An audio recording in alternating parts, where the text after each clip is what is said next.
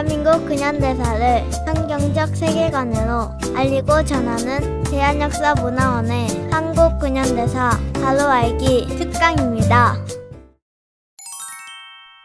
조선에 온 선교사 5번째 이야기. 대한민국 구석구석에 스며든 선교사들의 흔적. 지금부터 시작합니다. 오늘은 대한민국 구석구석 남아있는 선교사들의 흔적을 정리해 볼까 합니다. 아, 이런 것까지 선교사들이 했다고? 생각하게 될 이야기들이 있으니 집중해 주세요. 선교사들의 사역은 복음, 교육, 의료에만 국한되지 않습니다. 사실 대한민국의 정치, 경제, 그리고 예술과 체육을 포함한 문화 깊숙이 선교사들의 손길이 숨겨져 있습니다. 아, 농업에도 그 흔적들이 있네요. 예를 들어 대한민국의 정치 체제인 자유민주주의도 선교사들로부터 전해졌죠. 피아노를 처음 조선에 소개한 것도 선교사였고, 적어도 1892년 이전에는 조선에 사과가 없었다는 것을 아시나요? 미 북장로의 소속 선교사인 스웰렌 선교사가 사과 재배에 성공하면서 조선 사람이 사과를 맛보게 되었답니다. 선교사들은 거대한 것부터 아주 사소한 것까지 자신들이 소중하게 여기고 가치 있다고 생각하는 것들을 조선에 아낌없이 전달했습니다. 우리가 외국의 책들, 특별히 서양의 책들을 불편함 없이 우리말로 읽게 된 것은 언제부터일까요? 1882년입니다. 바로 한글로 성경이 번역된 때부터입니다. 1882년 존 로스 선교사와 맥킨타이어 선교사는 성경을 한글로 번역하였고 1883년 그 번역된 성경이 압록강을 건너 조선의 백성들에게 읽혀지기 시작한 것입니다. 그러나 그 성경은 평안도 사투리였던 탓에 조선 팔도의 모든 사람이 읽기엔 어려움이 있었죠. 그래서 선교사들은 서울을 중심으로 쓰였던 언어로 성경을 새롭게 번역했습니다. 그 일을 진두지휘하던 사람 중 하나가 게일 선교사입니다. 게일 선교사를 비롯한 언더우드, 아펜젤러, 레이놀즈와 헤론, 스크랜튼 등 조선 선교 초기의 대부분의 선교사가 성경을 한글로 번역하는 일에 집중했습니다. 물론 성경 번역은 기독교 복음을 전하는 일에 가장 중요한 일이었으니 자신들의 목적을 달성하기 위한 일이었다고만 생각할 수 있습니다. 하지만 성경이 한글로 번역되면서 조선 사람이 한글 사용을 생활화하게 되었다는 점, 그것을 잊어서는 안 되겠죠? 게일 선교사는 우리의 왕이신 하나님을 하나님으로 부르게 한 사람입니다.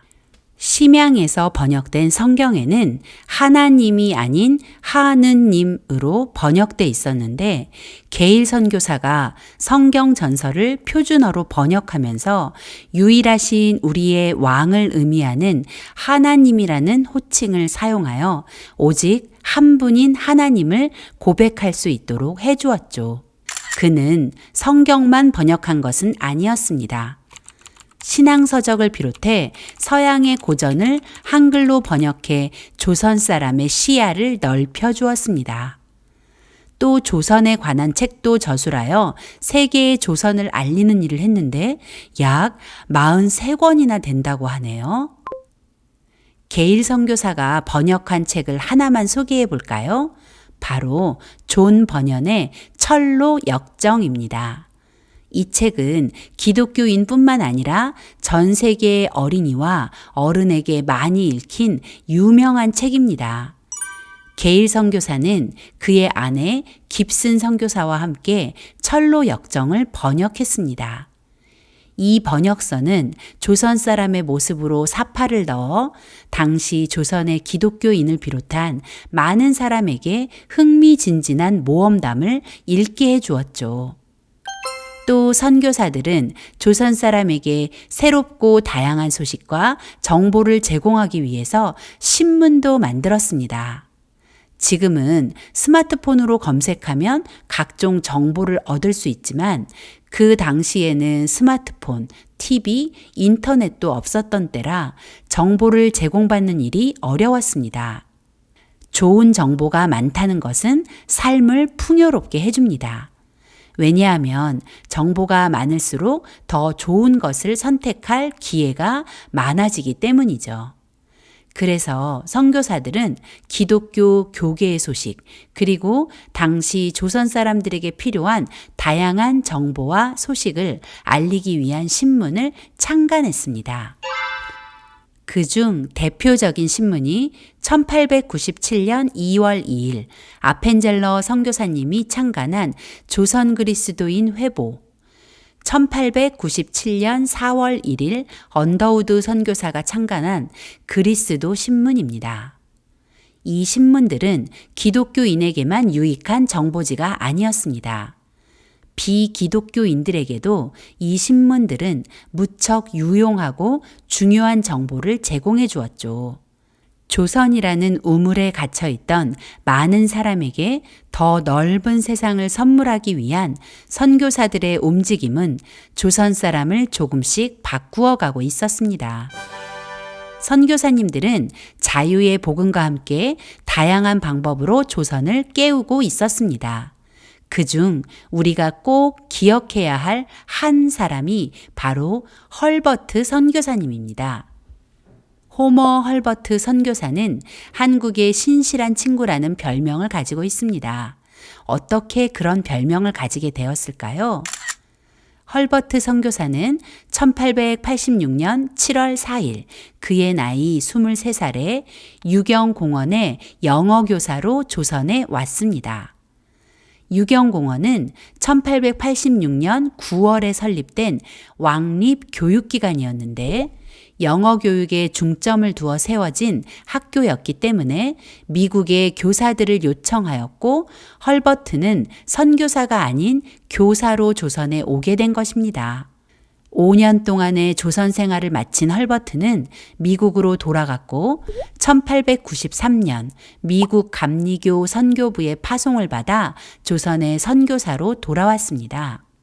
조선에 돌아온 헐버트 선교사는 배제학당 출판 기관인 산문 출판사의 책임자로 조선에서의 사역을 시작했죠. 헐버트 선교사는 누구보다 조선을 사랑했습니다. 일본에 빼앗긴 주권을 찾으려는 헐버트 선교사의 열심은 조선 사람의 마음보다 더 크고 거대했습니다.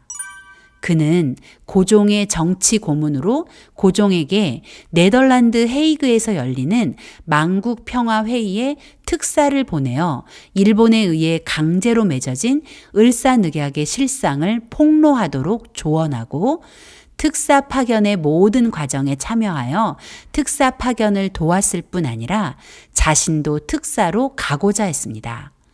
그러나 일본의 방해로 헐버트 선교사는 헤이그에 가지 못했고 이준, 이상설, 이위종을 헤이그로 보내는데 만족해야 했죠. 그러나 우리는 헐버트 선교사를 제4의 헤이그 특사라 부릅니다. 헐버트 선교사는 한글을 너무 사랑했습니다. 한글이 배우기도 쉽고 과학적으로 아주 훌륭한 문자라는 것을 알게 되었기 때문입니다. 그래서 세계에 한글을 알리는 홍보대사가 되었죠. 헐버트 선교사는 한글 창제의 원리 등 조선 사람과 한글에 관한 논문을 14편이나 써서 한글을 알렸다고 하네요.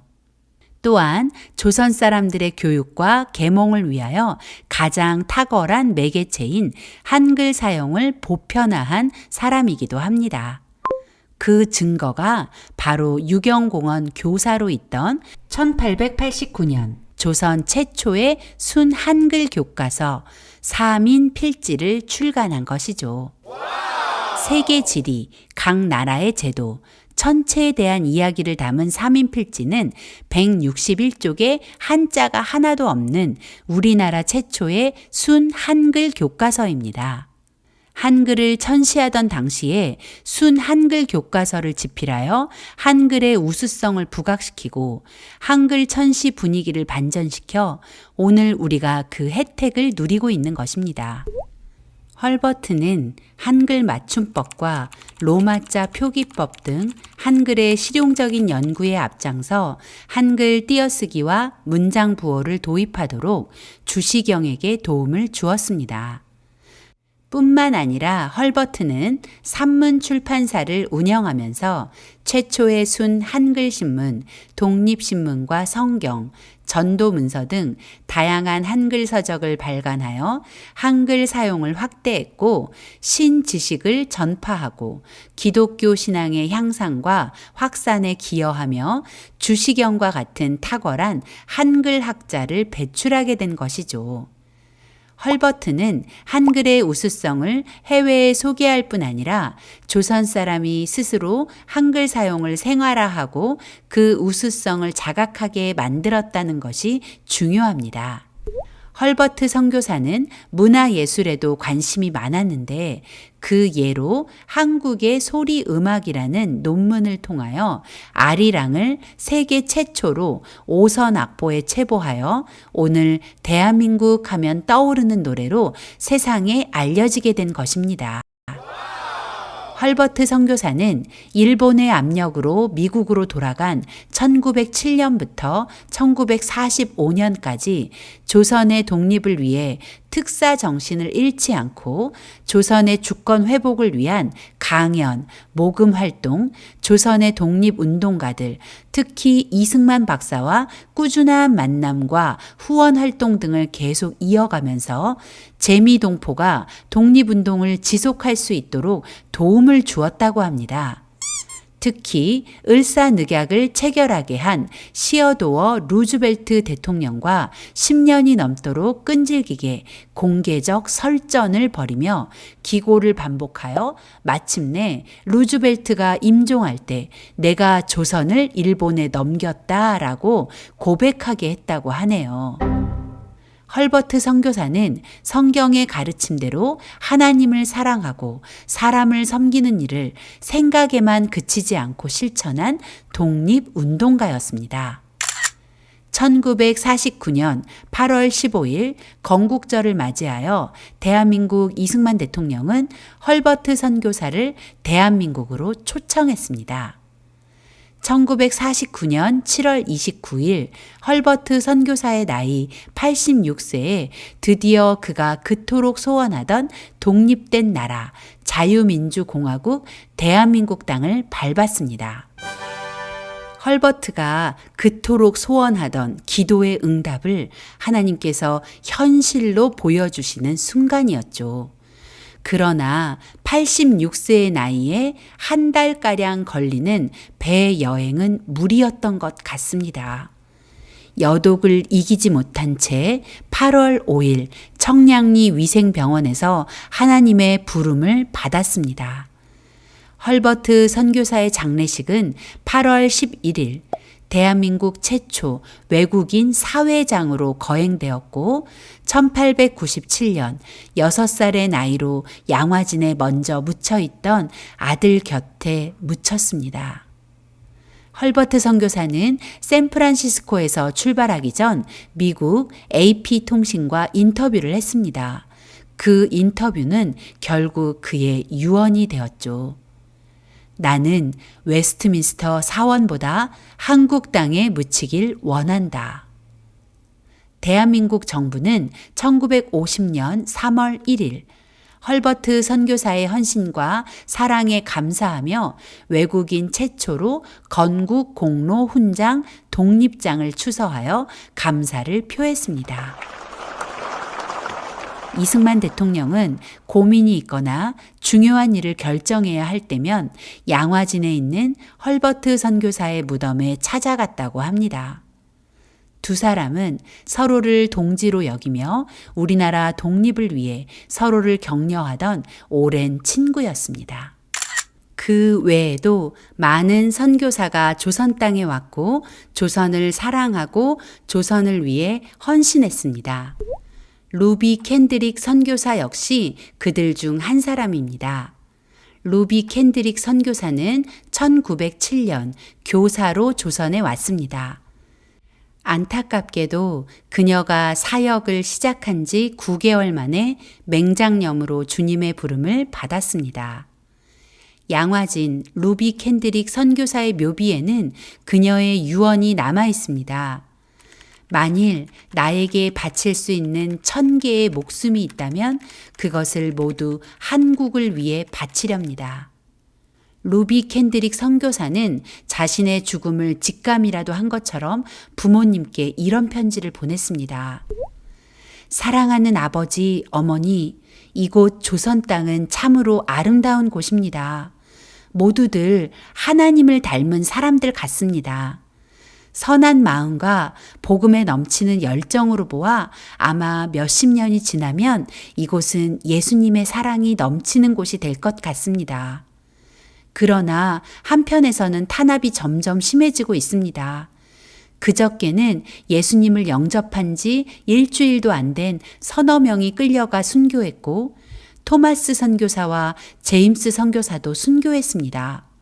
선교 본부에서는 철수하라는 지시가 있었지만 대부분의 선교사들은 그들이 전도한 조선인들과 아직도 숨어서 예배를 드리고 있습니다.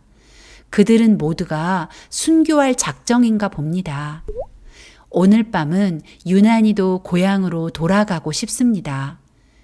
외국인을 죽이고 기독교를 증오한다는 소문 때문에 부두에서 저를 끝까지 말리셨던 어머니의 얼굴이 자꾸 제 눈앞에 어른거립니다.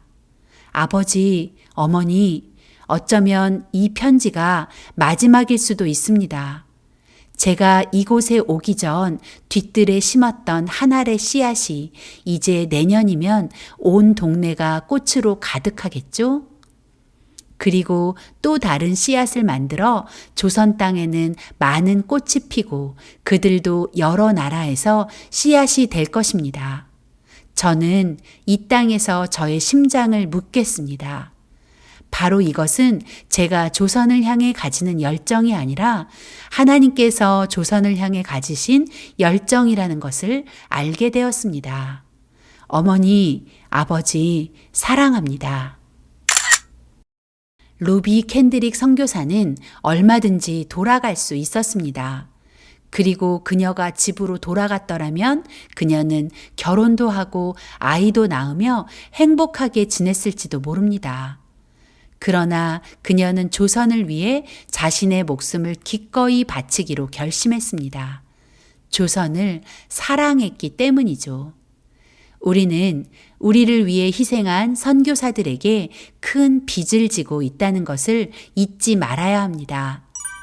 선교사들은 이런 것까지 조선에 선물해 주었습니다. 바로 스포츠와 음악입니다.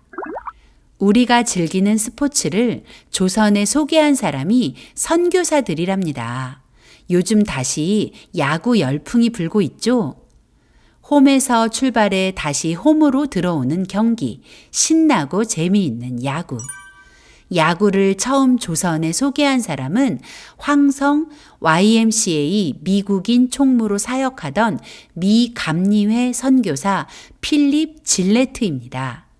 그는 야구뿐 아니라 농구도 조선에 소개했죠. 질레트 선교사는 YMCA 야구단과 농구단을 만들어 조선 젊은이에게 즐거운 스포츠 세계를 맛보게 해 주었습니다. 손흥민, 김민재, 이강인, 우리는 이 선수들의 이름만 들어도 박수가 저절로 나옵니다. 우리나라를 넘어 세계적 스타들이 된 이들의 종목은 축구죠. 대한민국을 자랑스럽게 만든 이 선수들이 하는 축구도 역시 선교사가 소개했다는 사실. 그는 바로 호남 지방의 개척자 7명 중 하나인 윌리엄 전킨 선교사입니다. 이상화, 김연아, 곽윤기, 김아랑, 이들은 종목은 다르지만 모두 얼음 위에서 스케이트를 신고 대한민국의 이름을 빛나게 한 선수들입니다. 특히 쇼트트랙은 대한민국이 넘사벽이라는 것 다 아시죠? 이렇게 대한민국을 빛내주는 스케이트, 역시 레이놀즈 선교사가 처음 조선에 들여왔죠. 그뿐일까요? 조선의 클래식 음악을 처음 소개하고 클래식 밴드를 만든 것도 선교사 말스베리입니다. 그는 평양 숭실학교와 평양 외국인학교에서 음악을 가르치며 클래식을 알렸죠. 그의 제자 중에는 세계적으로 이름을 알린 음악가가 많이 배출되었죠. 일제가 신사참배를 강요하자 말스베리 선교사는 학교를 사임하고 자기 집에서 구국기도회를 열어 조선의 해방을 위해 간절히 기도했다고 합니다. 1884년부터 1945년까지 하나님의 명령에 순종하여 복음의 씨앗을 가져온 선교사는 1529명이나 됩니다. 그 복음의 씨앗은 잘 자라 열매를 맺었고 이제 대한민국은 전 세계에 선교사를 파송하는 나라가 되었습니다. 2019년 12월 현재 한국교회는 171개의 나라에 2만 8천 명이 넘는 선교사를 파송했습니다. 그리고 그 선교사들은 우리에게 자유를 선물한 선교사들처럼 세계로 나가 복음을 전하고 학교를 세우고 병원을 세우고 있습니다. 조선이라는 암흑의 땅에서 복음을 선물로 받아 태어난 대한민국. 자유를 선물 받은 우리는 이제 무엇을 해야 할까요? 하나님께서 우리에게 이 자유를 허락하신 이유가 있습니다. 바로 이 자유의 복음을 온 세계 열방에 전달하는 것입니다.